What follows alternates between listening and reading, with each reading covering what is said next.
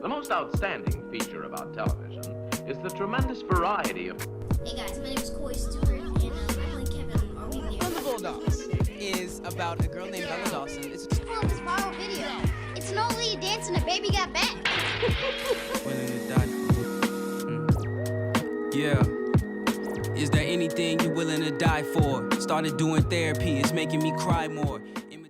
What's up? My name is COY STEWART. I'm an actor, rapper, writer, and director.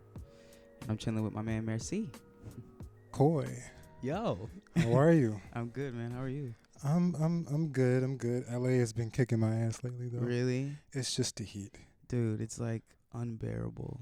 It's absolutely Man. unbearable. It's why I wanted to do this inside today with the Yeah. AC. Like, Yeah. I didn't want to fuck us up at all. Yeah, he wanted to go to his rooftop, you know, wanted to look all cute and stuff and everything. Bro, I was trying to be aesthetically pleasing, you know what I mean? aesthetically But pleasing while I'm over here sweating my ass no, off. for real. There's literally no outfit that could Yeah. accommodate the heat. No, not at all. Yeah. Not at all. So, And sometimes I tend to suck at it. yeah. I remember like my last interview that I haven't dropped yet, I decided to come out the house with a sweater. Yeah, no, it's terrible. Every time I look at it, and I've been trying to edit it for the past few days, and I'm like, I just hate Can't get over the sweater. how moist my face is. I don't even use that word. But I Yeah. was moist. But that's the word to use, bro, because when you get in Man. that heat, it's just like, I realized this is the first summer where I actually like didn't like the heat at all. Oh man, Usually, like, I enjoy the summer, yeah. but it's just been like fucking my brain up. There's Like, somebody out here has been like, oh, there's global warming. yeah, no, for real, and that's exactly what it is. Like, Mhm. it really is. It's crazy because it's definitely been getting hotter Yeah, for sure. Like every summer, 100%. it's been getting hotter. But I actually like, I'm super glad to be here, and I didn't like talk too much before we did this because I like wanted to get to know you while we did this. For sure. I know this is an interview for me, but like I did want to ask, like, where are you from? What's your story? Man, my man was like, you know what? Let me run the interview. let me do the thing. I just want to get a little bit about you, man. But I'll in the nutshell, Mhm. Raised in Washington D.C. Okay. Went to Morgan State University, lived in New York for some time, Okay. did a bunch of things. I was actually telling someone recently because they were talking about, bruh, it seemed like you do everything. And it's because like over a span of 5 years, Mhm. I've literally tried to put my hand in almost everything, you know, creative Mm. directing, graphic design. I Mhm. did some coding, web design stuff. I did some creative managing, regular managing, consulting. I've been doing consulting for years. Mhm. But yeah, I just honestly the thing that I always tell people when it comes to me is that I feel like one of my main purposes in life is to help people reach their fullest potential, or at least like help, hold their hand or like, Mhm. pat them on the back and Mhm. reassure them and let them know that, it's possible. That's fire. You don't Yeah. really hear a lot of people say that. Yeah, and that's mostly why I'm doing this, Mhm. I want to figure out a way to bring what I learned from New York, which is the community that's over there. I want to Mhm. bring that here to LA, generosity, love, compassion. Yeah. I'm here because I don't want to take anything from you. I want to Right. service you. Right. Nah, I feel that, and that's like, it's a rarity. Like, I grew up a little bit in New York, spent some time in Mhm. New York, worked there as a kid, and anybody who knows me knows New York is like my favorite city in the fucking Yeah. world. I saw you say that in the interview. Yeah, I said Yeah. that. Yeah. So, I definitely feel what you're saying about the community there, and like every time I'm there, I meet incredible people. Incredible people. Like people who inspire the fuck out of me just for being themselves. Mm-hmm. And I think that's a rarity out here sometimes. And so just to hear you say that is dope. There's just so many people out here that are like that. Mhm. And I remember like a year ago I was talking to someone about like it was like the baby version of this idea about the podcast. Mhm. And I was telling them how I want to figure out how to create something where when someone first gets here, they don't have to go down the first 2 years that like what I did. The Right. first 2 years of being in LA where you meet a bunch of really weird people who are Mhm. like they were they were genuine people at some point, but they saw the culture here and it was like, I have to adapt to survive. And I was like, you don't need to do that. You know, like there are actual people here who's like willing to like help you, show you the ropes, you know, so that you can be successful, because like we all got to eat, you know? Hell yeah, dude. Yeah, and it's scary too, because I think nowadays it's like harder and harder to be individual, or Oh my goodness, to be inspired to be individual. And I have this conversation with my homies a lot, like recently, just about like where social media is at nowadays, and how like it's changed so much from its original sort of concept, and the place that we're at now is just so dangerous for the mind in a lot of different ways. And so that's something that, you know, I try to take into my creative and everything that I do, is like, if I make something and it feels like me, then I'm doing something right, and nothing else really matters. Nothing else matters.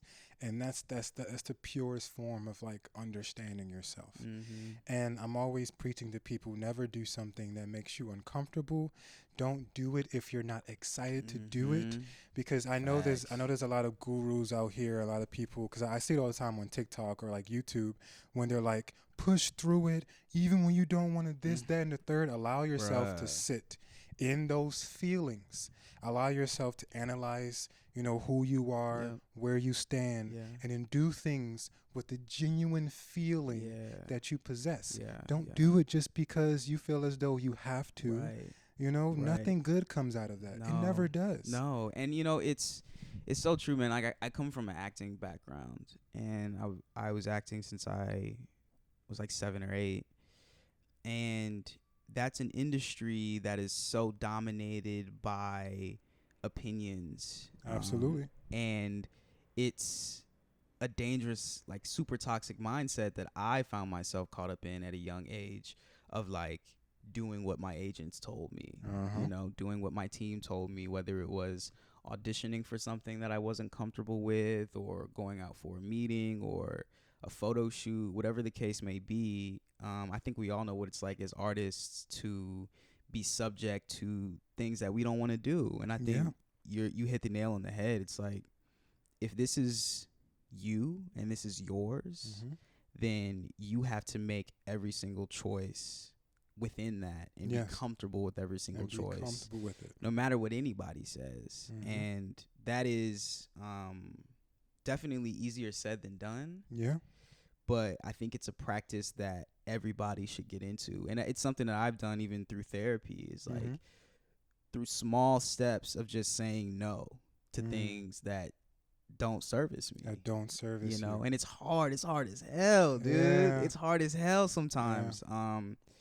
But I think a lot of times you forget how often you don't make choices for yourself.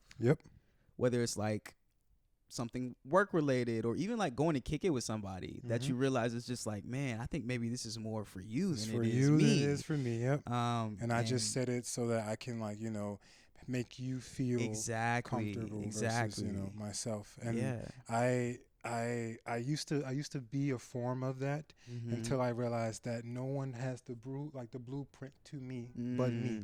You know, like I was talking about those gurus, or you're talking about your agents, and these people are telling you what they did for themselves. They're telling you what they've seen that other people do, and they're like, you know what, implement that because it worked for them. And I'm like, bro, I am the original version of me. I am the only version of me. So it's no way that you'll be able to tell me what will best fit who I am.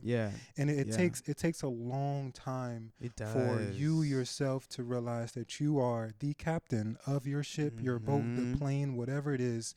And if you go down, you go down. That's it. No one else. It's just you. It's just you by yourself. So if you don't take control of your life, if you don't take control of who you are, and allow yourself to sit, number one, to allow yourself to sit in all of your emotions, whether they are good, bad, neutral, or whatever. Because the longer we take to address ourselves mentally, who we are on the inside, the longer it will take for us to actually find a sense of happiness with who we are and in the outside. And that's real happiness, by the way. Mm-hmm. That's real happiness, because I think that's the type of happiness that just can't be swayed by anything other than you, can't be changed by anything other than you. And I think, highlighting yourself, highlighting individuality, and being proud to be different, you know, and like, you know, taking every single thing that you feel like makes you different and putting that under a microscope and saying, these are all the things that actually make you special. Niggas not on my level yet, bitch. Talk shit at your own risk. I think niggas not on my level yet, bitch. Talk shit at your own risk. Risky, it's risky, it's risky, it's risky, it's risky, it's risky, it's risky, it's risky, it's risky. I said it's risky, I said it's risky, I said it's risky, I said it's risky, it's risky, it's risky, it's risky, it's risky, it's risky, it's risky, it's risky, it's risky. I said it's risky, I said it's risky, I said it's risky. You know, these are all the unique qualities that you have. And I think and you're right, like sitting with those emotions is probably the first and hardest step too, Absolutely. you know, because being honest with self. Yeah, because it's like, I think we live in a time where you just don't want to feel. You just don't want to feel the real feelings. Because it's scary. Hell yeah. It is. It's the most terrifying thing. Being honest with yourself is like so crazy to me sometimes. And I was telling someone how I had tweeted that these interviews got people like confused about who I am. I'm very immature. You know, to be honest, when I'm talking, I pull a lot of shit out my ass, and I just say it because it feels genuine. It feels right. But I'm learning every single day how to properly love myself based on how I want someone to love me. You know what I'm saying? And for the longest time, it's the saying that, like, what is it? It's called the golden rule or something. It's like, treat other people how you want them to treat you, but it's the other way around. It's treat yourself. You know, how you would want other people to treat you. Because if I'm sitting here being like, oh, you suck, you can't do this, you're not enough to myself, what do you think I'm going to attract? Man, so true. And this is like literally something I talked about in my last therapy session. Was like all the parts about yourself that you're insecure about, or that you don't like, or that you perceive as negative, right? For me, at least, what I realized was I was more concerned about what people would think about those negative attributes or about those insecurities, you know, people that I love or even people that I don't know, versus just accepting it within myself. Absolutely. Versus me being okay with those negative insecurities. And that change for me was everything. It was like, yo. It was like, yeah. Like, I didn't realize, like, man, I have to accept myself before I even try to get the world to accept me. And I think that is the biggest, like, I mean, even like when I was listening to Kendrick's most recent album, that was the biggest thing that I took away from it, was like, go look in the fucking mirror and sit there and just sit there and accept what you see, and love every piece of it, genuinely love every piece, you know, even whether it's the worst parts of yourself. And I always tell myself, or whatever, whenever I'm at like my lowest, because that doesn't exist, is that I am not the definition of my worst hour. That is not me. It isn't me. Right. But it's a part of me, because I have to accept the moments when I am the happiest person I could possibly be, and I have to accept the moments when I feel like I don't love myself. Exactly. You know. Exactly. Because it's like if I don't accept all of me, then how in the world would I expect myself to be okay? Exactly. And then on top of that, how do you expect other people to be okay with you? Exactly. If you don't accept yourself. Because if you can't accept yourself, how the hell are you going to accept your friend over here? Exactly. You know, or your parents, or whomever who's like meeting you randomly, if you can't sit there and accept yourself. And I tend to practice a very extreme level of patience with everyone that I meet, especially the people that I love, because I personally feel like the best thing you can do for someone that you love is to give them patience. And even the people that I work with, right? I always, and this is like absolutely the most recent thing, right? It's a new boundary that I've realized that I need in my life, which is any relationship that I come into, either platonic or romantic, I need to be in a situation where I feel welcome to make mistakes. I need it so much because I know myself that one, I am very dyslexic. I am super dyslexic. You know what I'm saying? Like I am. So you're like, it's gonna happen. It's going. You know what I'm saying? Like I am so dyslexic that has made me incredibly smart. Right. You know what I'm saying? Like, yeah. It's your like, superpower. Exactly. Yeah. Like my comprehension is out the fucking window. Right. You know? Yeah. So it's like there's a lot of things that I might do wrong based on someone else's perception of me. But I will always let the person know that my loyalty is ridiculous. Right. But I have to feel comfortable to express to you that, you know what, I'm sorry. Yeah. I messed up. Yeah.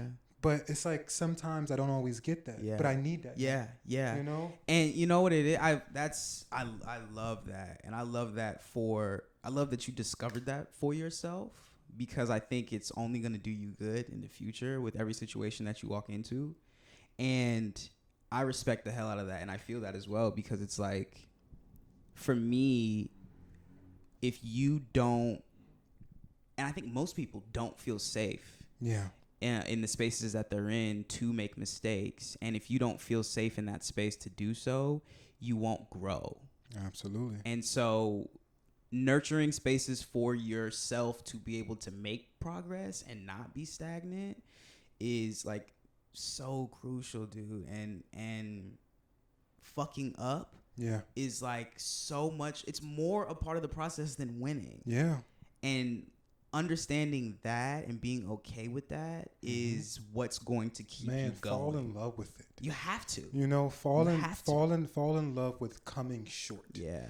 Because the entire process that happens when you're working up to failing is so gorgeous, because you understand yourself a little bit more, and once you fall off that cliff and you're like, oh man, wait, I messed up. Right. That's when you figure out who you are as a person, whether you actually want to do that thing or not.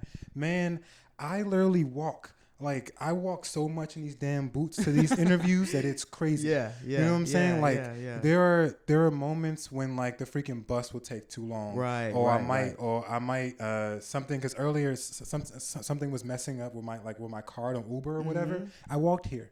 Damn. Yeah, I walked here, and like, damn, I didn't feel anything about it. I was like, all right, I'm gonna get here because I wanna have this interview. And I've done that so many times where like my Uber thing was messing up, and like the buses were taking forever, and like the person I'm interviewing, except for you obviously, they didn't know that. Right. Because I didn't care enough to tell them.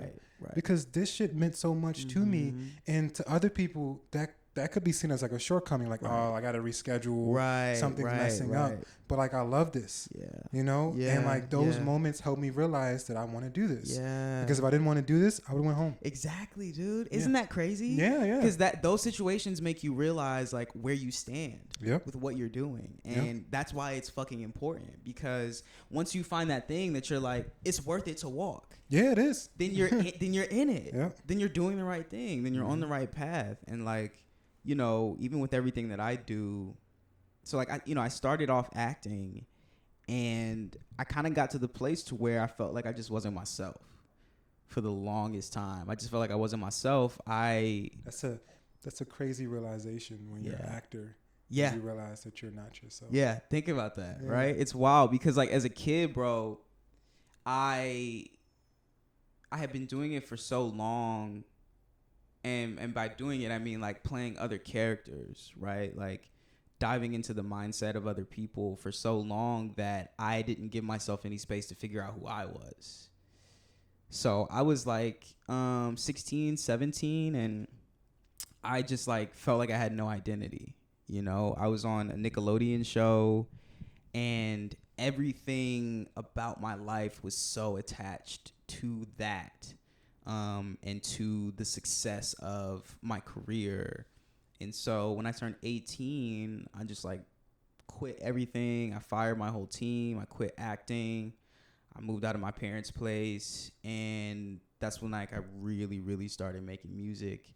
And that time showed me so much, because it was the first time I felt real struggle, in the sense of like, just like what you were saying, you have to make a fucking choice. You have to make a choice. You have to. With the music, I'm in this world where it's like, it's new, it's mine. And like we were talking about earlier, like I'm gaining new fans with it. But the thing that I love about it is that they fuck with me. They fuck with you. And not the character not you're the playing. Character I'm playing. You. Not the thing that I'm on. Not the the star of the show that I'm on. But me, my shit. And that is the most satisfying thing in the world, because with the music that I make, I always try to be authentically myself. That's gorgeous. So when you put all of that into it and you finally take the chance to say, fuck it, I'm going to put it out there, and you have people receiving it, I honestly just feel blessed. Like, I feel blessed as hell, because I've heard, like, especially with where we are right now in the world, it's like anybody can make a song and release it. Yep.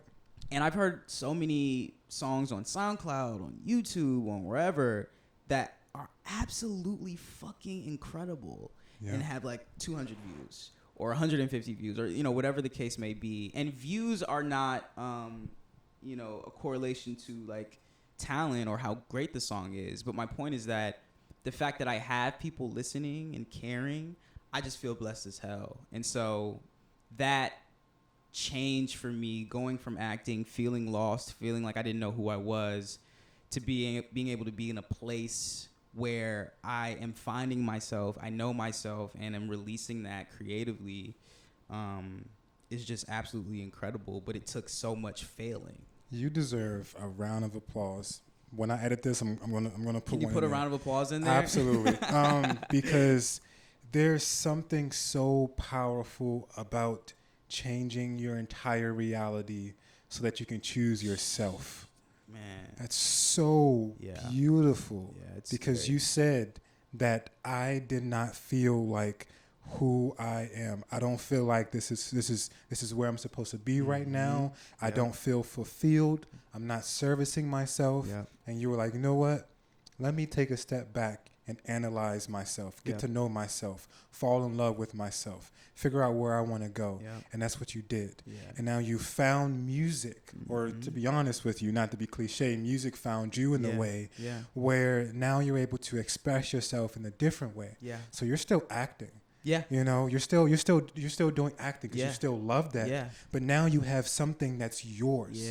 It's your child. It's your baby. It's a thing that no one can ever take from you. Exactly. Your voice will always be here. This is who you are. Right. So when you're sitting here and you're writing these lyrics and you're picking or producing these beats, and you're like, yeah, that's the one. Mm-hmm. There's no agent here. Right, exactly. You know what I'm saying? Exactly. There's no cameras, there's no crew, there's no director telling you how you should be this person. It's like, I want this word to be here. I want this phrase to mean this thing. So it's 100% you. So I commend you for doing that for yourself. Because not a lot of people would be able to take a step back like that. Yeah, thank you, man. I really appreciate that. And it was, of course, it was the scariest thing I ever did, because, at that time, everybody thought I lost my mind, for sure. Man, King. Is there anything you're willing to die for? Is there anything you're willing to die for? Yeah. Is there anything you're willing to die for? Started doing therapy, it's making me cry more. Imitating confidence, second guessing compliments. Months with no accomplishments, always in my head. Should pay some rent for all the time I've spent. Nigga, it's time to move out. I'm the type of flu there's nothing that you can do about. I can fix your mood and won't even whip a tool out. Money taught me more, so I abandoned the school route. Phone ringing like round 2. You grew up in school, but it's school that I outgrew. Multiple accounts to account for, stacks I must count through. Every dollar cherished, nigga. I remember Derek working UPS to guarantee that Santa came. Now we building entities in Derek's name. Barely phased by barricades. Money's what I do the best. Hungrier than Budapest. Always been the point, but shit, I might become the shooter next. Niggas flexing, diamond necklaces and Rolexes. Investments is how I spend my checks from Netflix. Made a movie, it was groovy, booty big as Texas. It was truly lovely. Who above me wouldn't let Judy judge me? I'm just screwing your honor. Always keep a pretty woman on me, Julia Roberts. No exaggeration. I must have made 100 grand before my graduation. Spend it on the shit that I would wish before I made it. Sent the rest to IRS. I guess that's my congratulations. Ostentatious conversations got me staying with the kinfolk. Pay me what you owe me. I ain't talking Zella Venmo. Straight cash. I'm lane switching. No brake pads. Blaze pads. When your vision vivid, you can't crash. My brain vast. Got a couple memories. Stained glass, enemies aim past. Literally, they act like we ain't on they ass. Time's a ticking, plots are thicking, coffins itching. I'ma press them, not a question. I'ma get them, but when I get them, I got a question. Is there anything you willing to die for? Yeah, yeah, yeah, yeah. Is there anything you're willing to die for? Yeah, yeah, yeah, yeah, yeah, yeah, yeah, yeah. Is there anything you're willing to die for? Yeah, yeah, yeah, yeah. Is there anything you're willing to die for? Yeah, yeah, yeah, yeah.